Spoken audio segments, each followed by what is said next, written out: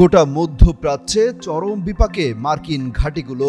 যে কোনো সময় সব মার্কিন ঘাঁটি ইরানের হামলা টার্গেট হতে পারে বলেও শঙ্কা করা হচ্ছে।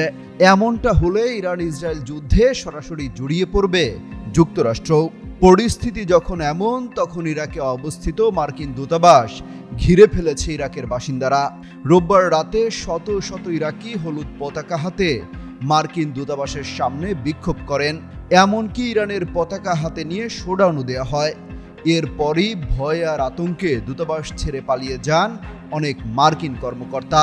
ওয়ালটন আবারও মিলিনিয়ার অফারে ওয়ালটন ফ্রিজ কিনে আপনিও হয়ে যেতে পারেন মিলিয়নিয়ার। মিলিনিয়ার ছড়াছড়ি দেশ জুড়ে, এটা শুধু ওয়ালটনই পারে। যদিও হোয়াইট হাউস বলছে নিরাপত্তার শঙ্কায় তাদের কর্মকর্তাদের সরিয়ে নেওয়া হয়েছে।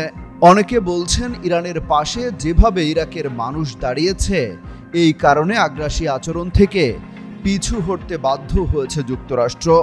ইরান ইসরায়েল যুদ্ধ বন্ধের আহ্বান জানিয়েছেন মার্কিন প্রেসিডেন্ট ডোনাল্ড ট্রাম্প। পাশাপাশি হুঁশিয়ারি দিয়েছেন, যদি কোনো কারণে যুক্তরাষ্ট্রের কোনো ঘাঁটি হামলার শিকার হয়, তাহলে ইরানেও স্মরণকালের সবচেয়ে ভয়াবহ হামলা চালাবে যুক্তরাষ্ট্র।